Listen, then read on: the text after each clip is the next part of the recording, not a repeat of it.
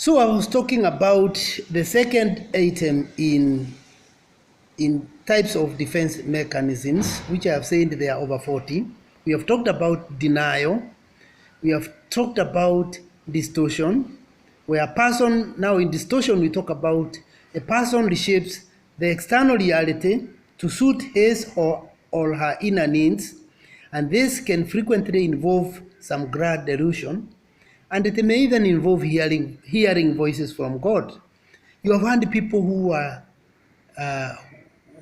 have this psychological disorder, and they become very strong believers than us. Wamekoka kutuliko na kushinda hata Yesu mwenyewe.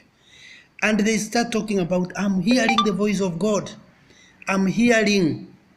Yes, I'm hearing the voice of God. There is also projection. A person will not come to terms with his or her own attributes, and so instead accuses someone else of that attribute. Angry people do not see their own anger, but accuse someone else of being angry or angry. There is attribution of blame as another defense mechanism. Of course, we talked about suppression and regression. But people in attribution of blame shift the blame away from themselves. In the suppression, is similar to repression, people postpone dealing with the conscious conflict. They fool themselves into thinking that they will deal with the conflict later, but they never do it. Regression is similar to suppression. The person faced with conflict returns to an earlier stage of emotional immaturity at which he or she felt safer and protected. For example, a child of 6 may regress to infancy and start bedwetting. Repression again is the feelings, impulses, motives that are unacceptable and are pushed into the unconscious and prevented from becoming conscious. For example, a memory of being attacked, which is too painful to deal with, it is forgotten. This mechanism is often seen as a primary defense mechanism upon which all others are based. There is rationalization. A person justifies an acceptable attitude, belief, and believes the behavior by trying to explain his or her actions or blaming other people for their problems. Okay? You try to rationalize, bring reasoning to explain your own action by trying to blame other people through very good arguments. And you argue well, but that is nothing but rationalization. There is also intellectualization as a defense mechanism. This can look like rationalization. A person avoids difficult feelings, such as severe feelings of inferiority, by use of intellectual language, discussions, and philosophizing. Okay? You start using academic prowess to justify why the situation is that we are not you. That is all psychological disorder. Anyway, that's a disorder. There is also displacement. An individual transfers an emotion from its original object to something which may seem less threatening. That is, for example, a man who cannot be angry with his boss takes his anger out on his wife. Those are displacement considered earlier. Conclusion on this. Some people argue that defense mechanisms are essential to help cope with failure and are a way of maintaining a positive self-image. However, in some situations, the defense mechanisms may stop a person doing the appropriate thing. Scripture, for example, illustrates certain defense mechanisms. Talk of Saul projects his own hostility onto David in Isaiah 19:9-10. If one holds the view that defense mechanisms are thought to be unconscious and therefore people cannot be held accountable for them, then there is the danger of Pelagianism, which is, in church history, you remember Pelagianism. It refused responsibility before God For whatever the person is not, for whatever reason the person is not in complete control of.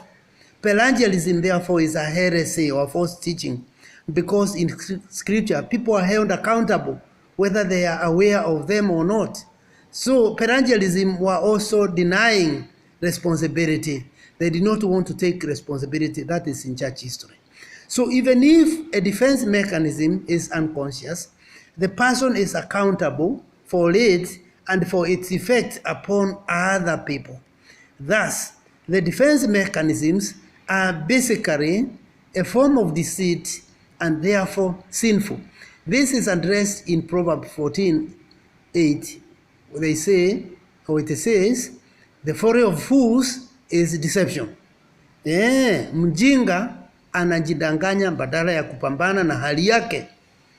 Jeremiah 17:9 says, the heart is deceitful above all things and desperately wicked. Who can know it? Nani ataijua? Another concept we want to consider before we move to human nature is self-esteem.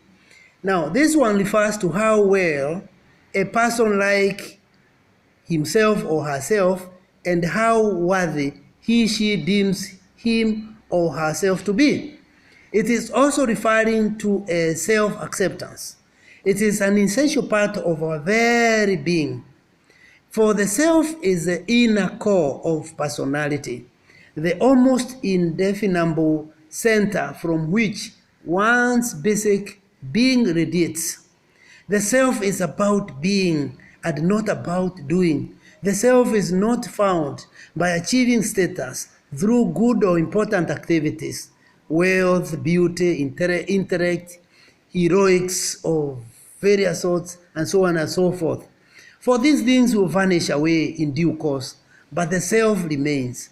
The quest to discover one's true core of personality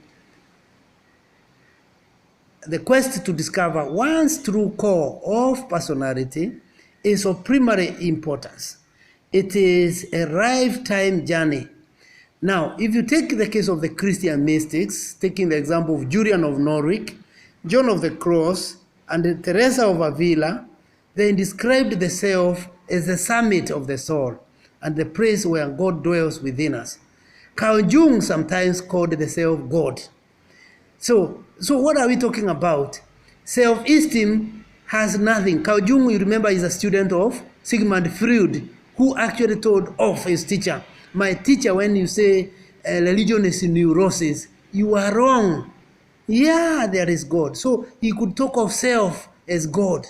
Okay? So self-esteem has nothing to do with having an exaggerated idea of one's own importance, for that is egocentricity and is often a compensatory device for a raw self-esteem. Now, I wanted to ask the question, or to say in passing because of time, what makes people have raw self-esteem? Because raw self-esteem is banned as death. You can die when it goes down. I said the other day, when you stay with the people who put you down all the time, they remind you of your weaknesses, of your challenges, of your enemies. They tell you nasty things, people talk about you. Those are the people to avoid, my friend. If you keep up with them, they'll put low self-esteem. And in fact, they'll depress you. And there are people who depress even their spouses till they die. Mtu anaambia bibi yake mambaya, anasikia wewe ulikuwa bibi ya nani, ukalavu kanioa, uliniona mimi mjinga, you are what, you had so many husbands. My friend, are you an investigator of your wife? Kama umemkubali kana yeye hivyo hivyo, wacha ujinga mwanaume. The same case applies to their wife. If this woman depresses their husband by so many stories saying wanaume wasikii uchungu, ni wangumu, hakuna kitu kama hiyo. They are as weak as women. They have the soul like that of a woman. A person is a person, and is not a superhuman or anything. Those are the fellows you destroy, and that's why we hear some of our prominent leaders dying very quickly. He was working today, tomorrow is dead. Why? because some people think they are not feeling the pain. You attack, you keep attacking the president, you keep attacking and pulling him this corner to the other. You keep even threatening to do anything. Are you attacking the stone when you're attacking a leader, a MCA? You're attacking the MP every minute, you're attacking the member of parliament, even directly, for reasons real or imagined. This guy can collapse anytime because of you. So you are mandra when you keep destroying the esteem of others. So you should retain the self-esteem. Let it be high. It may appear defensive, but better it to appear defensive rather than you being brought down and accepting. Talk nice about yourself. You always try to talk the good things and cheer yourself with good memories all the time. Otherwise, if the self-esteem goes, we destroy a wonderful personality in you. And the country will suffer. The family will suffer. The world will suffer. We need you. Yeah, I'm needed. Yeah, because what I do, nobody can do, I do it. What you do, nobody else can do. What you are, nobody can be who you are. It's only you. So we need you. We don't need you to have low self-esteem. We need your esteem to go up by being reminded of your greatness, or how you cannot be necessarily flattery, but focusing more on where you did better so that you can improve on the same area, and so that you can also improve on the weak areas, rather than being reminded every now and then till the psyche is destroyed, till I saw a woman suffering because of a very bad husband. He's reminded of so bad things about her. The story is talked by village women there around. Till this woman got depression. She started talking about preaching in Europe, preaching in Canada, started talking about the greatness of God in a manner as if she has discovered a new God, new Christ, new things. Nothing. It's the depression that crept in that made this person appear like she has discovered anything great. But this the killer is this bad spouse who doesn't know. You don't keep reminding somebody when you meet. What about that nickname you were given when you were in primary school? They called you the eater of every food in the kitchen, in the dining hall, the great eater. And he's telling them there, after 20 years, 30 years that they have met, they are even company managers. And the name was used inappropriately to depress that guy. And the guy made it from high school with all that bad tag. And this other guy, a former classmate or schoolmate, when they meet, you want to remind him such unpleasant memories to depress this person, to stress this person, to kill this person. So such people are murderers. The last one before we move to human nature, and I hope we make it when I look at time, is dream. Dream is another concept in psychology. It is the imagery that occurs during sleep, usually with a certain coherence, but sometimes with bizarre, unusual, or confusing aspect as well. Freud regarded dreams as the royal road to the unconscious, and as no activity of the unconscious is random or meaningless, the symbolism to be found in a dream represented an important clue to the patient's underlying motivation. In psychoanalysis, elements of the patient's dreams, elements of the patient's dreams is employed in attempt to understand their hidden meaning. Now, Sigmund Freud asserted that the dream functions to keep the dreamer asleep by transforming his or her unacceptable wishes into a more comfortable form. Some experiments would argue that the reverse is more nearly true, that the function of sleep is actually to allow one to dream. All human beings appear to have a biological need to dream when they are asleep. I also dispute some of these psychoanalytical things from Sigmund Freud and some other psychologists. Because as for me, I would say if you put your pillow well, you have a good bed, a good mattress, you are not likely to dream if you fix your bed. Sometimes these dreams comes when you are on a railway, you doze off. When you strain the neck, you start dreaming. In bed, if you sleep recklessly, you start dreaming. If you sleep well, you have a good bed, to me, you minimize dreams. But we need to research further on dreams because I've personally a position that is different. Dreams disappear when you have a good bed, a good sleeping patterns, and you put yourself properly. But once the neck is squeezed somewhere, and by the way you recklessly slept half-assed, I should say so, the dreams keep coming. Well, I'm not trying to dispute these authorities, but I'm also adding a food for thought, whether we can do away with these dreams anyway.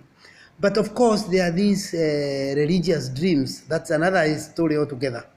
But even them, some of them being told by some of the former drug addicts, and now turned pastors, turned new religious leaders, we can be very careful about them.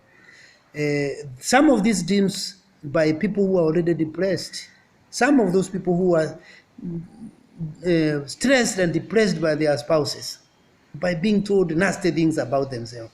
When you meet, rather than laugh with the positive things, and they are your spouse, my friend. If it's a friend who tells me nasty things about me, she hears, she collects from outside about me, being told by my enemies. Gatoko writes too much, he's overwriting, is hyperactive, he writes a lot. When they are not able, they play defense mechanism and attack a prolific person like me. When I find such a person, I honestly get keep off from such people, from my own psychological knowledge, because those fellows who may not want somebody to excel in certain areas, they come criticize more, and you have to be very careful.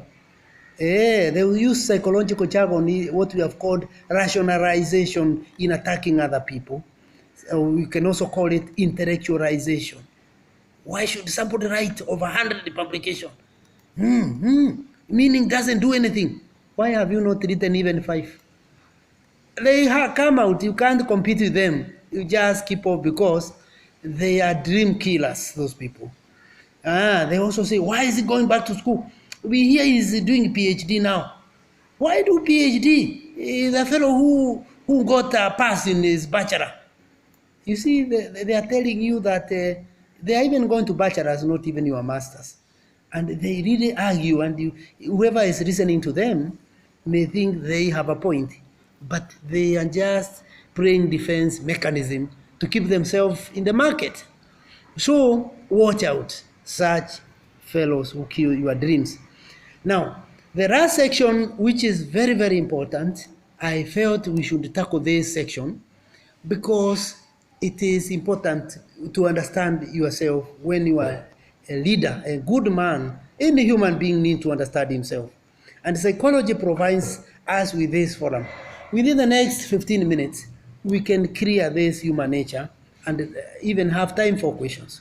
So let me ask you, why do people study human nature, the science of human nature? There are about 3 reasons that we have listed about human nature. Whether you are Christian, non-Christian, you are counseling psychology student, or you are theologian, you are historian, you need to understand people. If you are a researcher, you always need people. So you need to know people. Psychologically now, we are talking as psychologists, not as anthropologists. I know somebody may ask, why are we now turning to anthropology? No, we are still in psychology. We need to know people from a psychological perspective, because this is where we tackle the psyche. The inner person, tunakusomea mbali. Nakusomea 18, nakuonea 18. Nakuonea 18. I'm seeing you from, from far. When somebody tell you, I know where you are coming from, I can't argue with you, talk to you, I know where you are coming from. The person has studied your psychological background and noted that you are likely to be combative because you are brought up in a combative environment. You can be combative because you have not settled your stresses. They are there. We all have stresses, but we know we handle them. We treat ourselves, or we get people to treat us, our friends, who are close to us, confide with us. Everybody has a moment of stressful moment, but you have a way to work out this stressful moment, like listening sometimes even good songs are very therapeutic. Sometimes talking to the best of friends who make you laugh, they remind you of your goodness. Yes, the good Kalume in and his fine grade English from Marians High School. Bwana Kalume, I'm mentioning you again. We agreed, you know I'm your friend. When I say good thing about you, which is true, you got an A in Alliance, distinction 1. That is good for me reminding you because we are friends for many years. Kalume, not Karume. Kalume, the one from Marindi. And when I tell you about that, that is supposed to be good memory for you. But if I remind you that your father lost in 1975 elections because of he brought education among Magarini people. It was Magarini North now, Marindi, is it Marindi North now? It was Marindi North now, Magarini. I keep reminding you, Rossi could have brought what the people wanted. He wanted education, they wanted water. That is how I hear when I come to Malidi. Why Mzee Kalume lost? About your father. That's what the people tell me. I don't have to tell you that in a manner that I want to hurt you. I should only tell you stories that will help you grow and also achieve more. So I should share up. You know, we normally say, there's a saying that says, Americans are good at encouraging one another, telling one another, get up, get up, get up, we build the nation. No problem, get up, wake up, we move. No problem, no problem. But Africans, we are known to pull one another down, pulling one another down, reminding one another about the negatives, not the positive, to raise your self-esteem. We build the country, we build the society, we treat people who are stressed, we treat ourselves when we are stressed. That is the African challenge. We are very good gathering the negative of Julius Gadogo. Of course, it's one or two. Most people know the metal I'm made of, and they are not there. Cross my line. But a good man will not take too much time answering such, quislings or, more contents and people who have no time to think through issues. You move on and make your agenda till God calls to heaven and other good places. Anyway, otherwise, if we take too much time answering our critics, they have been doing it. Some have done it like a career. Some have made it through you saying nasty things, the way they were doing to President Moi, in ridiculous, mocking President Moi and making fimbo yake. And Moi would say, when the intelligence want to arrest them, they would say, wacha watoto wapate mkate.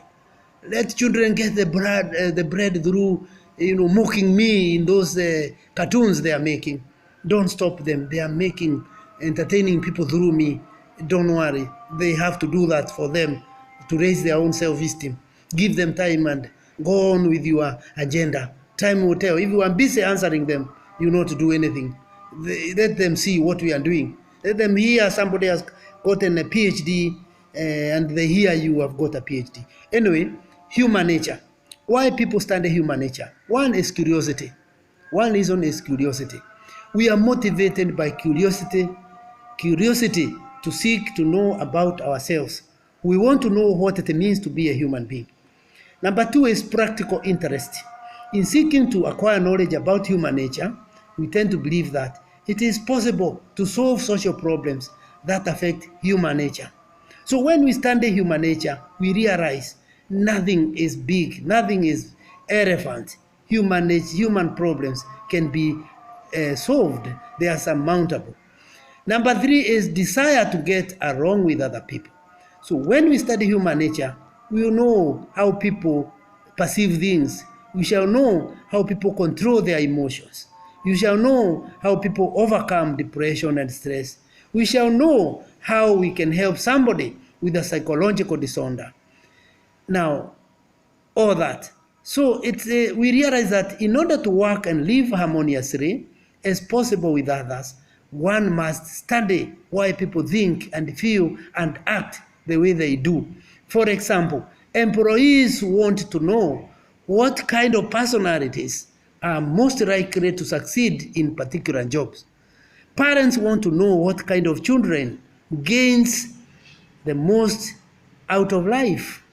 In being curious with ourselves, we ask ourselves specifically, how do I perceive things? How can I control my emotion? How can I overcome depression and stress? How can I help somebody with a psychological disorder? And in asking these questions, people are following Socratic dictum, know yourself, know yourself. Now, the other point to consider as we close off this lecture today, tonight, is ask ourselves, what are the sources of knowledge about human nature? Because we want to know human nature. Unapata maelezo ya binadamu vipi? Now, I want to tell you there are 4 things you know it. One, it comes from science. Human nature knowledge, the knowledge about human nature, I've said it comes from science. And science has a lot we can say. The science and technology and internet and the scientific discoveries, they aid us in knowing human nature. The other one is personal experience. Okay? Of course, even use science, I know I'm brand group B positive because I went for it to check through science. There are things that are scientifically done in a laboratory to know your actual condition, medical and all that. The other one, meaning, and my friend who was with me was O positive. That is the only one who was O negative. He was very worried. We were 3 of us, and somebody said he was very worried that he has problem because there are few people who can give you blood when you are O negative, but O positive is the best, probably the best. There is also personal experience. Personal experience.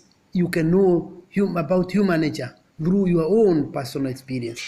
You can also know literature about, you can also know human nature through literature and other arts. You can also know human nature, know knowledge about human nature when you read proverbs, myths, and generalizations. So coming now to proverbs, myths, and generalization, you know some of these proverbs. There is, like, for example, the English ones. Forbidden fruits is sweetest. Misfortunes makes us wise. Still water run deep. The watched pot is slow to boil.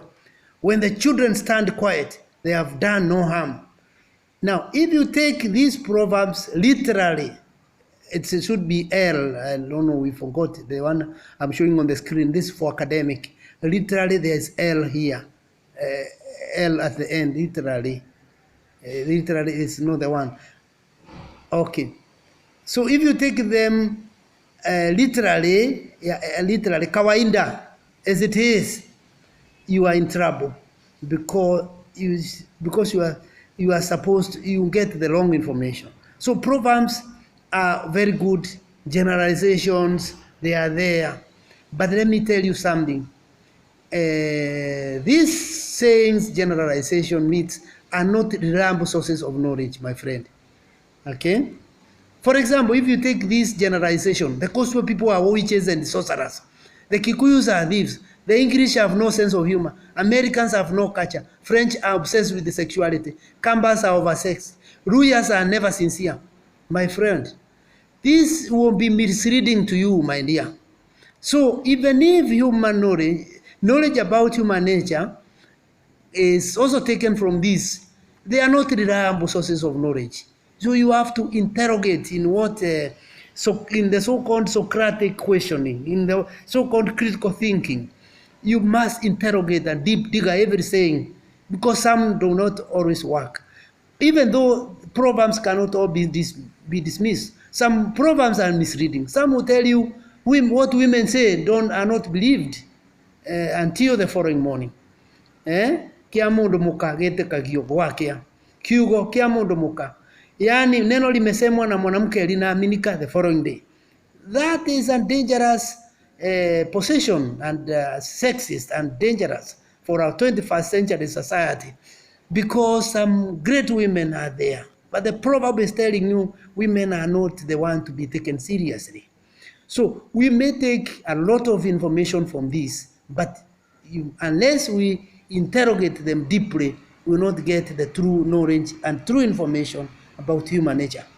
The other one we have talked about, literature and arts. Okay? Even when we think literature about Shakespeare, Ngugi wa Thiong'o, Wole Soyinka, Jean-Jacques Rousseau, Voltaire, and other great people, including the man who came up with the constitutional theory. I'm almost forgetting his name. Let me tell you, these people, none of them did everything. Even Shakespeare wrote wonderful. The Merchants of Venice. And the other book I like about the pre-book on the Juliet and Romeo and Juliet, my friend, he wrote a lot, he taught us a lot. But he did not complete, he did not say everything. He is not the one with the monopoly of knowledge. We are still writing these books. They are coming, and more will be coming to collect and even inspire more. This also, we have said, personal experience gives us, provides us with the sources of knowledge. But again, even if that is the case, my personal experiences are not final. You also have your own knowledge. Your experiences are not my experiences. They are not perfect. Mine are not perfect. They are not the end. They are not the ultimate. They are not infinite. I'm not God. I'm just somebody with some limited knowledge. There's no professor who professes everything. Nothing of the sort. You profess a certain element of your professorial work.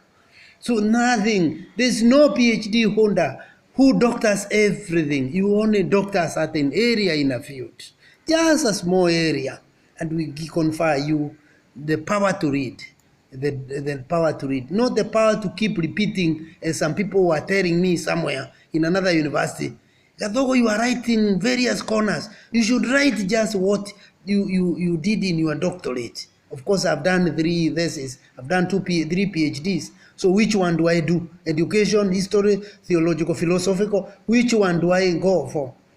So, but the point is, I tell them, you are mistaken. That was just an exam to guide you. You are given power to read and come with new knowledge. If you duplicate the same material, you publish it, we make you a professor, surely you'll be telling us how you are an expert in that area. But you have just repeated. You are actually supposed to be arrested and jailed because you have been given another title for repeating what you did for your doctorate. We expect new knowledge, not the business of coming up with the old knowledge, duplicating it in journals, in publication of book, the same material you did long time ago. We need you to create knowledge, to grow knowledge. It's like a farmer who has a store at home. You have a store at home. You have a store at home. Why are you telling us to eat the old stock? Why not even grow new varieties of maize, beans, grains, and other things? You are raising yourself. And if you think you are right, you are wrong. Go out and build more knowledge and terrify the world with brilliant ideas, and also learn as you research, as you write, you know more things. So it's not a question of tying. You are not a prisoner of your doctoral or master's thesis. It is there as a process of your way to higher knowledge and discovery of new things. If Sigmund Freud just did one line, we would not be here. If Plato, Aristotle just did not discover new ideas and kept on discovering more, researching on and on, and presenting it, we would not have known that knowledge is endless. We would cling to our old doctoral thesis and start saying, we have specialized on this. My friend, some of the ideas you had may change even as you research more and more. Knowledge grows. The 21st century ideas are not the 20th century ideas. Some ideas have changed. Even technology has gone up. So if you hide in the name of I'm specializing, my friend, go out and do a multidisciplinary work where you are able to dialogue with other areas in history, if you are philosophers, you dialogue with all those people, counseling. Within your line, you still can dialogue with your neighboring disciplines, and that is a way to grow knowledge in the 21st century. Otherwise, we don't defend laziness by pretending to be specializing. So we also talked about the last point about scientific method as another very essential source of knowledge about human nature. And I say that essentially science is the pooling of individual attempts to understand experience. The first step in the scientific method then is careful measurement of all the factors in a situation. Science looks at the causes and correlates and does not stop at that. It also seeks to discover causes. To sum up, the scientific method includes several steps. 1, finding and measuring all the factors contributing to a situation. 2, correlating the factors. Number 3, varying the factors one at a time to see the particular result of each. Thus, science is a more reliable source of knowledge about human nature than others. Now, human nature changes, we said, when we begin to see things in a new way. That means it will change when we accept to see things in a new way. But you cannot expect your situation to change. It could be a bad economic situation. If Kenya refuses to accept the economic depression that the world is facing and refuses to see things in a new way, we may not go forward. But if we accept we are troubled, but we know what to do. We were singing, we are trapped, we don't know what to do. But we could be trapped, but we have the solution. Tunajibu. We have a solution, we have a way out. We are not prisoners of certain ideas or certain schools of thought. We are somewhere, we are safe. For example, those who were affected by the bomb blast in 1998, we were advised by Dr. Kabile, the psychologist, the psychoanalyst, to accept the new me, accept yourself in the new way, in the new situation, failure to which there will be internal conflict that can lead to psychological disorder, psychological depression, stress, burnouts, anything bad, and eventual death. Yeah, you'll be mooning most of the time. So that is the end of the lesson for today. Unless there are more questions, we can stop there. Thank you very much.